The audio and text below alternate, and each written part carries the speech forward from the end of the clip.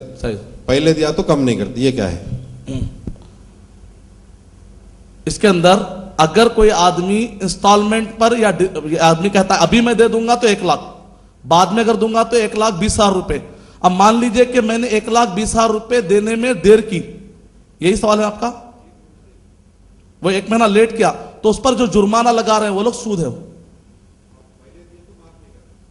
پہلے اگر دے رہے ہیں کم کر رہے ہیں تو وہ اس کا اختیار ہے, لیکن اگر پہلے ایک مرتبہ اماؤنٹ فکس ہو گیا, ایک مرتبہ اماؤنٹ فکس ہو چکا ہے, زیادہ کرے یا کم کرے تو سود ہو جائے گا. اماؤنٹ فکس ہونے سے پہلے آپ کو اختیار ہے.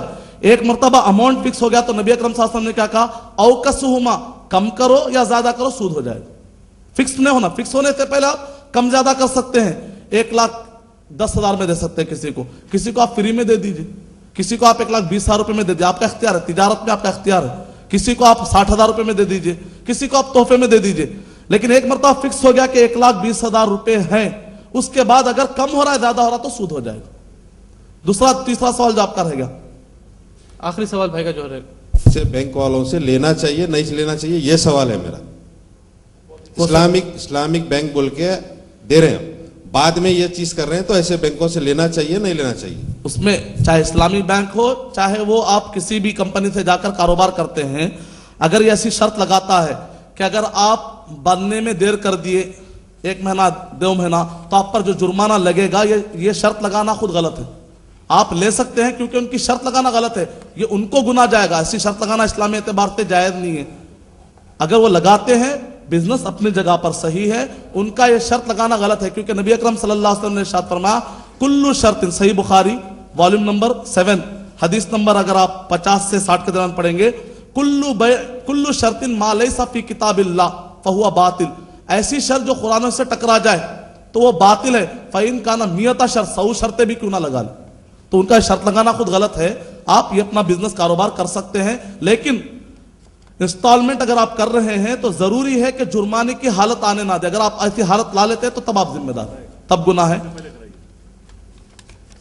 جزاک اللہ خیر. اس کے بعد ایک سوال باقی رہ گیا بھائی کا, وہ ہے کہ بینکوں میں جو پیسہ رکھا ہوا ہے, اگر یہ پیسہ ہم چھوڑ دیں گے تو ایسے وقت پر ممکن ہے کہ یہ پیسہ ایسے لوگوں کے ہاتھ میں لگے گا جو مسلمانوں کو نقصان پہنچا سکتے ہیں. اور اگر آپ اس کو آپ لے لیتے ہیں تو قرآن مجید میں کہا وَذَرُوا مَا بَقِيَ مِنَ الرِّبَا, چھوڑ دو کہہ رہے. تو ایسے وقت پر ہم کیا کریں گے؟ تو ایسے وقت پر عام طور پہ آپ کو جواب ملے گا, ایک جواب ملے گا کہ کچھ بھی ہو جائے ہم کو نہیں لینا چاہیے, اللہ بچانے والا ہے. یہ جواب غلط ہے. اس کی وجہ یہ ہے کہ صحیح بخاری والیوم نمبر 7 کے اندر کتاب الجہاد کے اندر نبی اکرم صلی اللہ علیہ وسلم نے کہا لا تتمنوا لقاء العدو, دشمن کے فتنے کی تمنا مت کرو. دشمن ایسا کرا تو دیکھ لیں گے. آپ کو چاہیے کہ دشمن پاورفل ہونے نہ دیں, تمنا نہیں کرنا چاہیے, لڑنے کی تمنا نہیں کرنا چاہیے. دیکھیں گے اللہ بچائے گا, یہ اسلامی اصول نہیں ہے. دوسرے لوگ جو اجازت دیتے ہیں, اجازت دینے کا پوائنٹ یہ ہے وَذَرُوا مَا بَقِيَ مِنَ الرِّبَا, چھوڑ دو کا مطلب یہ ہے یعنی اپنے ذات پر استعمال مت کرو. لیں گے تو اب کیا کریں گے؟ تو کرنٹ کی چیز نہیں ہاتھ آتے, کرنٹ لگ کے مر جا رہے ہیں آپ. وہ نہیں لینے کا مطلب یہ ہے کہ اپنے ذات کے لیے نہیں لیں گے. لے کر کریں گے کیا؟ اس کے 3 سٹیجز ہیں, تینوں کے لیے بھی دلائل ہیں. ابن جبرین رحمۃ اللہ علیہ جو سعودی عرب کے مفتی ہیں, انہوں نے کہا 3 سٹیجز ہے. پہلا سٹیج کیا ہے؟ کسی ایک پرٹیکولر انسان کو فائدہ نہیں پہنچے ایسا کوئی کام کرو. کہیں سڑک بنی ہوئی نہیں ہے, کہیں پر پہاڑوں میں راستہ بن رہا ہے, آپ جا کر کہتے چلو میری طرف سے پیسہ لگا لو. ایسے سارے کام جو سارے انسانوں پر بٹ جاتے ہیں, کسی ایک پرٹیکولر پر نہیں بٹتے ہیں. رفاہی کام, ویلفیئر کام, ایسی چیزیں لگا سکتے ہیں. دوسری چیز, کسی ایسے غیر مسلم کو آپ دے سکتے ہیں کہ جو غیر مسلم, کیونکہ غیر مسلم کے پاس یہ سود حرام حلال کا مسئلہ ہی نہیں ہے, ایسے غیر مسلم کو آپ دے سکتے ہیں کہ جو مجبور ہو, غریب ہو. امیر کے ہاتھ میں مت دیجیے, ایسے ہاتھ میں مت دیجیے جو مسلمان کو نقصان پہنچائے. ایک ایسا غریب ہے جس کو کھانا نہیں ہے, آپ اس کو جا کر دے سکتے ہیں. دلیل صحیح بخاری کی حدیث ہے کہ ایک مرتبہ نبی اکرم صلی اللہ علیہ وسلم کے پاس ایک ایسا کپڑا آیا جس کو نبی اکرم صلی اللہ علیہ وسلم نے کہا یہ تو وہی پہنے گا جس کا آخرت سے کوئی تعلق نہیں. پھر کہا کہ جاؤ جا کر یہ عمر رضی اللہ تعالیٰ کو دے دو. عمر رضی اللہ تعالیٰ کو جیسے ہی ملا وہ روتے بھاگ کر آئے, اے نبی اکرم صلی اللہ علیہ وسلم یہ تو وہ پہنے گا جس کا آخرت سے کوئی تعلق نہیں ہے, آپ مجھے دے رہے, کیا میں آخرت والا نہیں ہوں کیا؟ تو نبی اکرم صلی اللہ علیہ وسلم نے کہا ما آتیتکھا لتلبسھا, میں نے تمہیں اس لیے نہیں دیا کہ تاکہ تم پہنو, میں اس لیے دیا تاکہ تم کسی غیر مسلم کو بھائی کو دے دو. تو عمر رضی اللہ تعالیٰ نے مکے کے اندر جو ان کے رشتے دار والے ہوتے تھے ان کو انہوں نے دے دیا. مطلب کیا ہے, جو چیز اس مسلمان کے لیے حرام ہے اگر وہ چیز صرف کی جائے تو ویسٹ کرنے کے, واللہ لا یحب الفساد, اللہ تعالیٰ فساد کو پسند نہیں کرتا, ویسٹ کرنے کو پسند نہیں کرتا. تو ایسے چیزوں کا آپ ایسے غریب کو دے دیں گے بغیر ثواب کی نیت سے, کیونکہ ثواب کے لیے ضروری ہے کہ چیز اچھی ہونی چاہیے, اصلی دینا چاہیے.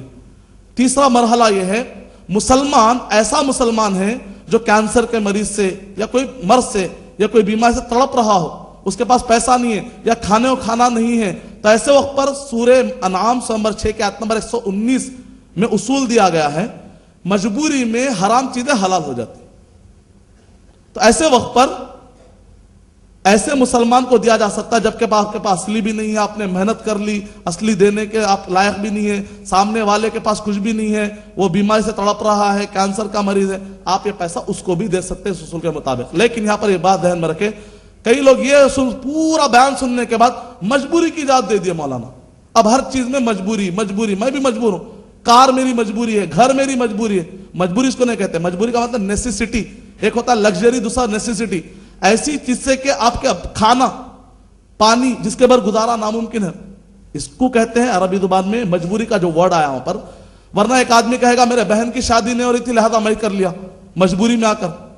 مجبوری کا ڈیفینیشن یہ نہیں ہے. امید کا آپ کا جواب مکمل. وعلیکم السلام ورحمۃ اللہ وبرکاتہ.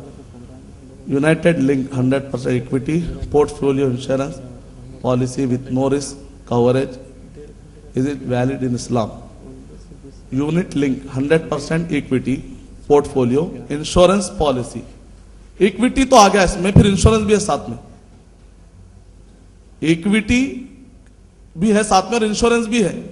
equity ایک طرف سے آپ حلال سوچ رہے ہیں تو پھر انشورنس آ گیا, انشورنس کی جگہ پہ آپ خرچہ نہیں کر سکتے. امید کہ آپ کا جواب. اگلا سوال مائکرو فون سے لیا جائے گا. ہلو, السلام علیکم. میرا نام محمد خلیل احمد ہے, میں ایک سب بروکر ہوں. تو میں آپ سے یہ جاننا چاہتا ہوں کہ میرے پاس ہر دو طرح کے کلائنٹس, یعنی کہ جو بھی کلائنٹس آتے ہیں وہ سوچ سمجھ کر تو انویسٹ نہیں کرتے, وہ حلال میں بھی کرتے ہیں اور حرام میں بھی. تو ان کے ٹریڈنگ پر جو مجھے بروکریج بنتا ہے تو وہ میرے لیے کیا ہے, کہاں تک درست ہے؟ ان کے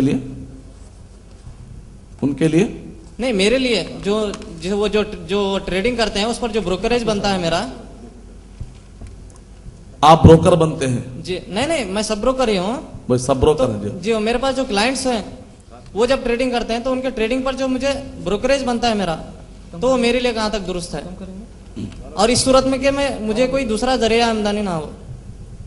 وعلیکم السلام ورحمۃ اللہ وبرکاتہ. بھائی نے کہا کہ وہ سب بروکر ہیں, ٹرمینل کھول کر دیا جاتا ہے شیئر بازار کے اندر. تو ایسے وقت پر پبلک کو تو پتہ نہیں ہوتا, وہ اکاؤنٹس لیتے ہیں, پیسے لیتے ہیں اور یہ ایک بروکر بن کر کام کرتے ہیں, یعنی ان کا پیسہ لے آ کر لگاتے ہیں. پہلی تو چیز یہ ہے کہ آپ پہلے حلال اور حرام سمجھیں, کہیں ایسی جگہ پر جا کر آپ نہ لگا دیں. بہت سارے نئے کمپنیاں یا ویب سائٹ نکلے جس کے اندر شریعہ کمپلین کہہ کے ہرے ناموں میں ڈالا جا رہا ہے, اس کی بنیاد پر جا کر آپ نہیں خرید سکتے کیونکہ اس کے اندر 30% حرام کو بھی شریعہ کمپلین کہہ رہے ہیں. تو آپ ایسے اگر بروکریج بنتے ہیں تو آپ کا بروکر بننا ہی جائز نہیں, ایسا بروکر. اب مان لیجئے کہ آپ نے شریعہ کے مطابق آپ نے پیسہ لیا, انویسٹ کیا, تو ایسے وقت پر پہلے ڈیل ہوگی کہ آپ کس ٹائپ میں ایگریمنٹ ہوگا. وکیل بولتے ہیں اس کو, وکالہ, ایجنسی, وکالہ, وکیل بنتے ہیں, میڈیٹر بنتے ہیں آپ درمیان میں, جہاں پر آپ پیسہ لگا رہے ہیں, جس کا آپ پیسہ لے, درمیان میں آپ کیا میڈیٹر ہے, آپ ایک درمیان میں ایک پل کا کام کر رہے ہیں. یہ میڈیٹر جو درمیان میں ہوتا ہے اس کا ایگریمنٹ ہوتا ہے, آپ لوگ میرا وکیل بنا رہے ہیں, ٹھیک ہے, تو میرا پروفٹ کتنا ہوگا تو آپ پہلے طے کر لیں, 50%, 40%, 30%.